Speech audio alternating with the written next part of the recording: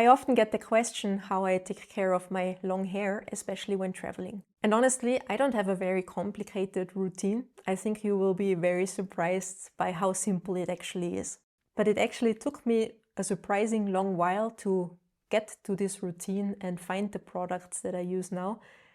And in the past, I just used so many products that were marketed as travel friendly, and then they just made my hair very dull or impossible to comb and my scalp very itchy. But once I found the correct products, then things became easy. But now I only use 2 products, but to be honest, I could get by with only one of them. But the bonus for me is that both are multi-purpose products, so I can use them on my face, on my body, and on my hair. So the first and main step of my routine is that I wash my hair, and I usually wash it every 2 to 3 days if I can. And as I already mentioned, I use one solid bar for everything. I use it for my face, for my body, and for my hair. And using only one product simplified my shower routine so much that it really felt weird in the beginning to not have to use 5 different products. I do not buy a specific product or brand. I kind of figured out the secret that makes any bar work for me. Doesn't matter if it's marketed actually as a 3-in-1 bar for everything or not. The only thing I look for is the pH value, and I want to have a pH value of 5.5 in my products because that is the pH value of my skin. Unfortunately, many products do not have that pH value, and also it's not very often declared on the packaging. But look out for words like pH skin neutral or pH balanced.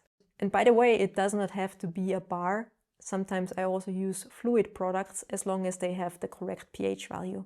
And if you want to know more about how I ended up using pH 5.5 bars and why I believe they work so well for me, then check out my last video and I will also link it in the description for you. But here is just a quick summary. Our hair has a pH value of around 3.8 and also our scalp has a pH value of 5.5.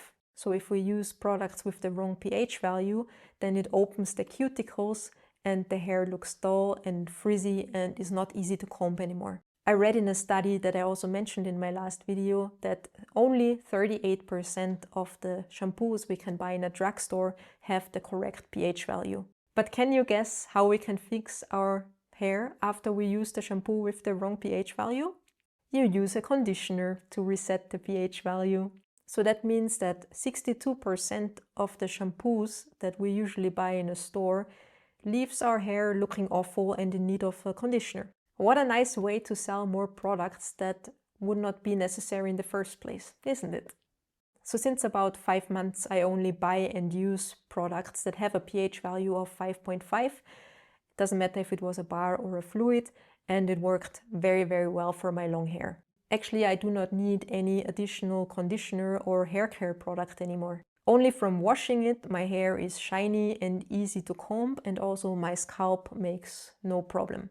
So when traveling, I would easily survive when I only bring a bar with me. I did not use any conditioner in the last 5 months, and honestly, I have not been missing it. But there is one more product that I really enjoy using and that has been a staple in my travel toiletries for years now.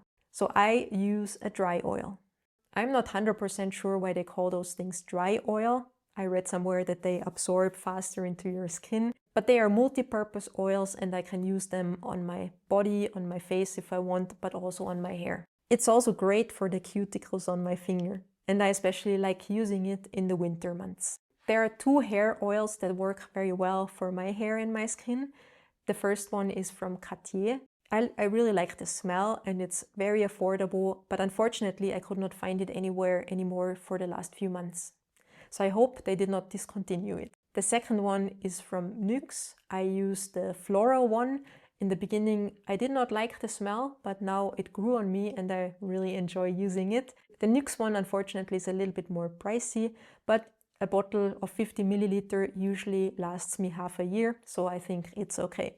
And when traveling, I usually refill it into a dropper bottle. So this one has 25 milliliters and it lasts me for like 3 months. So after washing, I just take a few drops and put them into the lengths of my hair, but be careful that you don't use too much because then it quickly looks greasy again. I especially like to do that in the winter when my hair gets very static from all the dry air inside the rooms. So once I applied a few drops into my lengths and also in the tips, I combed my hair. I'm not sure if everybody should do that, but my hair is so straight, it works very well. And then I usually just flip my hair upside down and loosen it up a little bit to give it a little bit more volume. And then I just let it air dry. And that's already my whole routine. But there are two more things that I sometimes do. One thing is that sometimes I use the dry oil before I wash my hair. So in that case, I use a more generous amount and I massage it into my scalp and also into my lengths.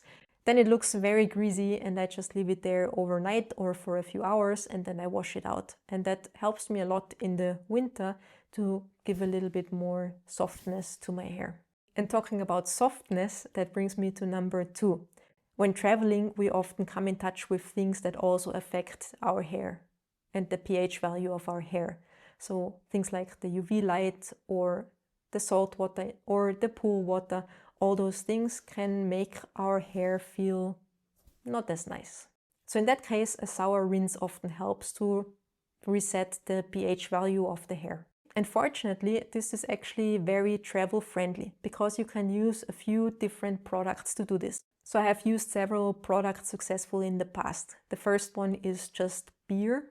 So obviously you don't take it out of the fridge and pour it on your hair. It works better with stale beer, but it's great in the summer when you forgot to drink your beer in time and it got all warm and not nice anymore, then you can still use it on your hair. The second product I used for a sour rinse was vinegar. Often you come across small sachets of vinegar in restaurants or in supermarkets, or maybe even your Airbnb has some vinegar. It also works great for the hair. And the third thing I used in the past was just lemon juice, even though it's better when you can find one that has no pulp.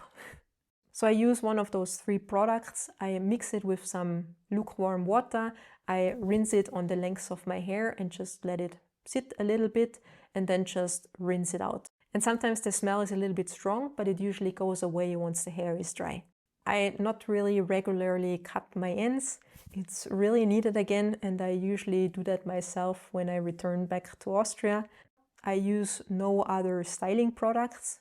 I forgot to mention that sometimes I even use it on my dry hair, but then just a tiny drop to just smoothen out the things and make it shiny. And I also usually air dry my hair, so there is no heat damage. So this is already the routine that helps my hair look like this. It's not perfect, but I think it's as healthy as it can be, considering the hard life I sometimes put it through. And this is honestly everything I do for my hair. And if you like this video, then I think you would also like the one where I learned about pH 5.5 products and why I think they work so well. I will link it somewhere here for you. And other than that, if you enjoyed this, then consider subscribing to my monthly newsletter or to this channel. That would make me very happy as always. And yeah, other than that, thank you very much for watching and I'm looking forward to seeing you in the next video. Bye!